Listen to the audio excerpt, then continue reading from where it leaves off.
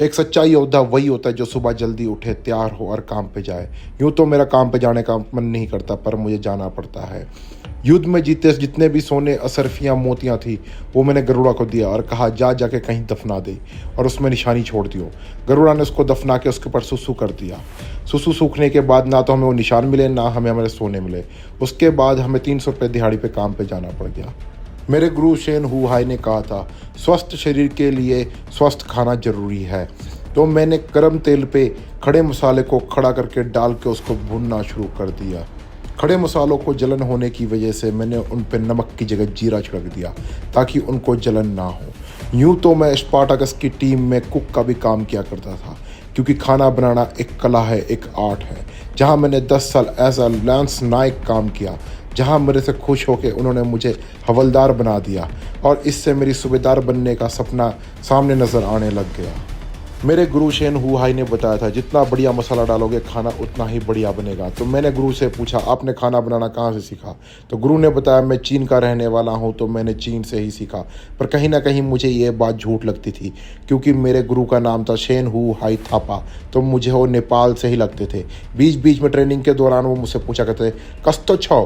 तो मैं समझ गया था कि गुरु मेरे नेपाल से हैं। उसी बीच मुझे याद आया कि मेरे पास बाबा रामदास चक्रवर्ती के दिए हुए मसाले और चूरन है, जिसको खाने में डालने से खाना और टेस्टी और बढ़िया होता है।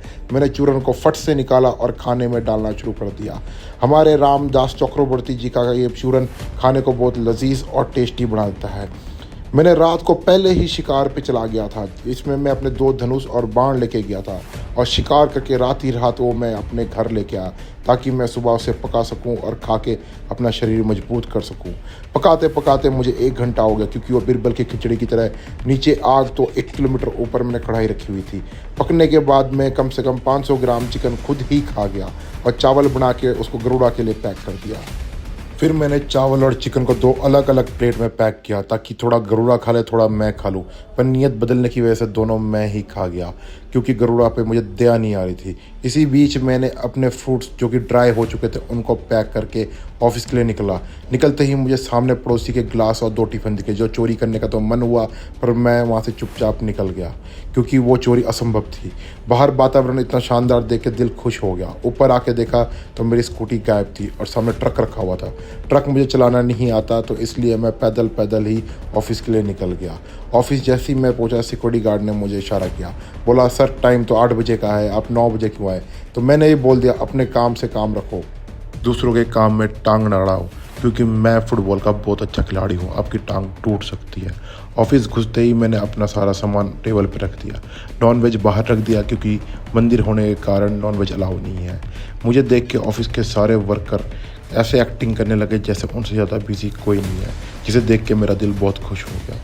फिर मैंने अपने कुर्सी पर बैठ के अपने लैपटॉप को ऑन किया, जिसमें डल लिखा हुआ आया है, तो ये स्मार्ट क्यों नहीं है।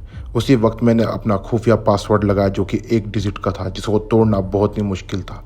लैपटॉप ऑन करते उसमें बहुत सारे मिशन थे जो कि मैंने आज तक कभी कंप्लीट ही नहीं किया, और बैठ के मैं ऐसे सीरियस एक्टिंग करने लगा कि मुझसे ज़्यादा काम कोई नहीं करता।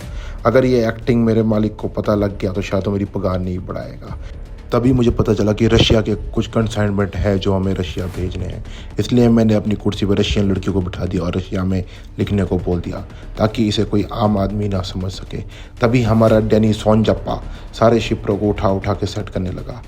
डैनी सोनजप्पा हमारा मार्शल आर्ट का बहुत बड़ा कोच है, जिसने शाओलिन शोकर के सभी खिलाड़ियों को कोचिंग दी। उसके बाद मैंने बाबा रामदेव चक्रवर्ती के जितने भी चूर्ण थे उनको मिक्स करके पीने लगा, और जो खाने की थी उनको मैं खाने लगा। इससे गैस की प्रॉब्लम नहीं होती। साथ ही मैंने देखा कि हमारे पास अमेरिका और अफ्रीका के भी कंसाइनमेंट थे। इसी बीच ट्रक हमारा पहुंच चुका था माल लेने, जिसका मुंह ऑलरेडी टूटा हुआ था। मैंने पूछा क्या हुआ, तो मुझे बताया गया कि उसको सांस की दिक्कत हो रही थी, इस वजह से इसका मुंह खोल दिया गया। हाँ, देखने से पता लगा कि इसके लंग्स में दिक्कत है। डैनी सोनजप्पा ने एक बार चेक करा क्या माल हमें सही आया है या गलत आया है। हाथ डाला तो डब्बा खाली निकला, पर कोई बात नहीं। इसी बीच डैनी सोनजप्पा ने सारा माल उतारा, लेकिन सिक्योरिटी गार्ड का ध्यान काम पे था नहीं। धीरे धीरे मार्शल आर्ट का इस्तेमाल करके डैनी सोनजप्पा ने सारा माल गाड़ी में लोड कर दिया, और हमारे ड्राइवर अंकल खुशी के मारे झूम पड़े, और लो पाजी मैं तो चला कर, टाटा बाय बाय। इस बीच अंकल भूल गए कि ऊपर तरपाल भी लगाना है। पर कोई ना, अंकल समझदार हैं तो अंकल खुद ही तरपाल लगा लेंगे। इसी बीच दूसरी गाड़ी आ गई जिसमें डैनी सोनजप्पा चढ़ के दोबारा अपना मार्शल आर्ट का इस्तेमाल करके उसमें एक एक करके सारी पैकिंग करना शुरू कर दिया और मैं घर पहुंच के तैयार हुआ जिम के लिए। जिम के लिए जाने से पहले जब मैंने सीढ़ियों को देखा तो मैं घबरा गया और मेरा मन करा कि मैं ना जाऊं, पर ऊपर मोमोज की रेडी है। मैंने सोचा 2 मोमोज खा लूँगा, तो मोमोज के बहाने मैंने सीढ़ियाँ चढ़ना शुरू कर दी और चढ़ते चढ़ते मेरे पैरों में दर्द हो गया। फिर भी मैंने हार नहीं माना। मैंने सोचा ये चढ़ूंगा तभी मुझे मोमोज मिलेंगे और मैं ऊपर चढ़ गया। चढ़ने के बाद मैं पैदल पैदल दोबारा अपने लोकेशन में पहुंचा जहां मैंने गरुड़ा का इंतज़ार करा, पर मुझे कहीं से पता लगा कि गरुड़ा मादा के प्यार में खोया हुआ है और वो आज नहीं आएगा। इस दुख से मैं अकेले अकेले जिम की तरफ चलने लगा। मन तो करा था रेलवे की पटरी के बीचों बीच आके मैं अपनी जान दे दूँ, पर मैंने सही डिसीजन ये लिया कि जान देने से कुछ नहीं होगा। गरुड़ा तो मादा के प्यार में पागल है, मैं अपनी ज़िंदगी क्यों खो दूँ। तो मैं रेलवे ट्रैक से वैसी साइड हट गया और अपने जिम की तरफ चल गया। दिल में भरोसा था इसलिए मैंने गरुड़ा का इंतज़ार करना शुरू कर दिया। इंतज़ार करते करते रात का काली घटा छाने लगी और अंधेरा होने लगा, पर क्या करें। तभी मेरी नज़र पड़ी स्कूटर बजाज से तक में जहाँ गरुड़ा खड़ा था गाड़ी के पीछे और कहने लगा, पाजी मैं तो पहुँच गया, आ देखो। अब उसी वक्त गरुड़ा ने अपना खुफिया डिक्की खोला और उसमें से चूरन निकाला। मैंने कहा, गरुड़ा ये किस चीज़ का चूरन है? देख के तो बवासीर ठीक करने का चूरन लग रहा था। तो गरुड़ा ने बताया कि इसको खाने से आप में अनहोनी ताकतें आ जाती हैं और इन ताकतों से आप बड़े से बड़े पहाड़ हिमालय को हिला सकते हैं। और गरुड़ा ने अपना वो डब्बा खोला और चूरन निकाला। चूरन निकाल के उसने बोतल में डाला और उसमें पानी मिला के घोलने लग गया। मैं देख के बहुत हैरान हो गया कि गरुड़ा कर क्या रहा है अपनी ये ज़िंदगी में, ताकत बढ़ाने के लिए चूरन खा रहा है। तभी उसी वक्त गरुड़ा ने मुझे भी पकड़ लिया चूरन घोलते हुए और उसने मुझसे पूछा, ये आप क्या कर रहे हैं? मैंने उसको बताया, ये चूरन नहीं है, ये मेरे 70 साल की तपस्या का फल है, जो जड़ी बूटी खाने से मुझे भी ताकत मिलती है। और जड़ी बूटी पीते ही मैंने ही अपनी एक्सरसाइज शुरू कर दी। ये एक्सरसाइज नहीं, ये एक तरह की ट्रेनिंग है जिसके बारे में किसी को पता नहीं है। गरुड़ा ने मुझे बोला, क्यों ना हम 10-10 किलो शुरू करें? मैं कहा नहीं, 5 किलो ही सबसे ठीक रहेगा। इससे हमारे शरीर को ताकत भी मिलेगी और हम ज़्यादा भी कर पाएंगे और सबको लगेगा कि हम ज़्यादा ट्रेनिंग कर रहे हैं। तभी गरुड़ा ने कहा, क्यों ना मैं करूं?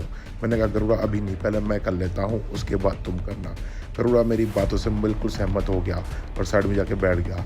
इसी बीच गरुड़ा ने मुझे एक बार बोला कि लगता है मैं अब ट्रेनिंग नहीं कर पाऊँगा क्योंकि मुझे थकावट फील हो रही है, पर मैं भी जिद्दी था और हट्टी था। मैंने कहा, गरुड़ा तुम्हें करना ही पड़ेगा, अपने लिए नहीं तो इस देश के लिए ज़रूर करना पड़ेगा। तभी मैंने गरुड़ा को याद दिलाया कि उसका वजूद क्या है, उसका अस्तित्व क्या है और वो क्यों है। मैंने कहा, गरुड़ा मुझे देखो, मैं भी काफ़ी पुराना होने के बावजूद भी लगा हुआ हूँ। ये सुन के गरुड़ा में ताकत आ गई। गरुड़ा ने मुझे बोला, पाजी मुझसे एक्सरसाइज नहीं लगनी। उसी बीच गरुड़ा के पास से मादा निकली और गरुड़ा के अंदर अजीब सी शक्तियाँ समा चुकी थी। गरुड़ा जोर जोर से डंबल मारने लग गया।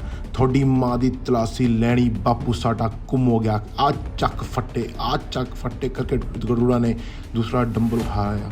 चक दे फट्टे ते नब दे गिल्ली और ये गरुड़ा ने पूरा जाना। मुझे लगता है ये जान जो है इसके अंदर चूरन खाने से आई है। ये वही चूरन है जो उसने बजाज चेतक में छुपा के रखा हुआ है। मुझे लगता है उस चूरन को एक बार मुझे भी खाना चाहिए।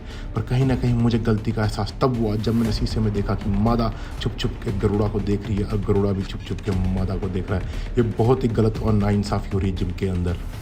इसी बीच मादा मेरे साइड में आके खड़ी होगी, पर मैं क्या करता, मेरा ध्यान तो पीछे छोटे भीम के कल्लू कालिया पे पड़ी हुई थी जो कि पता नहीं कैसे गंदे गंदे इशारे कर रहा था। मादा मेरे पास आके अपने बाइसेप्स दिखा रही थी जिसको देख के मुझे मेरे बाइसेप्स कम लग रहे थे। मादा करना क्या चाहती थी कुछ समझ में तो आ नहीं रहा था, तो मैंने सोचा मैं अपने एक्सरसाइज पे फोकस करूँ। पीछे छोटा भीम के कल्लू कालिया पता नहीं क्या करे जा रहा, कभी टेबल के आगे नाच रहा, कभी टेबल के पीछे नाच रहा और वो मेरी कमर देखने लग गया। एक बार तो मुझे डर लग गया कि मुझे क्यों देख रहा है, क्या इसका मादा से मन नहीं भरा जो ये मुझे देख रहा है। मुझे ये मालूम चल चुका था ये छोटा भीम वाला कालिया हमें डिस्ट्रैक्ट करने के लिए यहाँ पे आया हुआ है। ये पक्का दुश्मनों की कोई चाल है और ये हमारे गरुड़ा को भी डिस्ट्रैक्ट करने लग गया।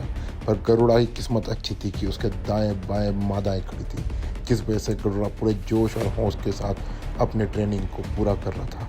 गरुड़ा शकल तो ऐसे बन रहा था जैसे कि उसने 500 किलो के पहाड़ अपने हाथों में ले रखे हों, पर इसको समझाया कौन, ये 5 किलो के हैं। पर गरुड़ा एक्टिंग करने में एक्सपर्ट था तो गरुड़ा एक्टिंग करने लगा।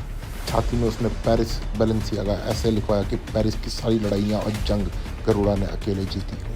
फिर मैं अपने आप चुपचाप साइड में चला गया। मैंने सोचा क्यों ना लीवर खींचने की प्रैक्टिस कर ली जाए। कभी कभार पार्ट टाइम जॉब करने के लिए मैं ट्रक के टायर चेंज करने भी चला जाता हूँ, पर क्या करूँ, साथ ही साथ मादा वहाँ भी पहुँच गई और मैं इधर से लीवर खोलने की प्रैक्टिस कर रहा हूँ तो मादा लीवर लगाने की प्रैक्टिस कर रही है। मुझे समझ में नहीं आ रहा कि ये चल क्या रहा है। तभी मैंने अपना ध्यान भटका के सोचा कहीं और चला जाऊं और मैंने लीवर खोलने की जगह, लीवर लगाने की जगह सब कुछ छोड़ के मैं चला गया प्लेट उठाने की प्रैक्टिस करने।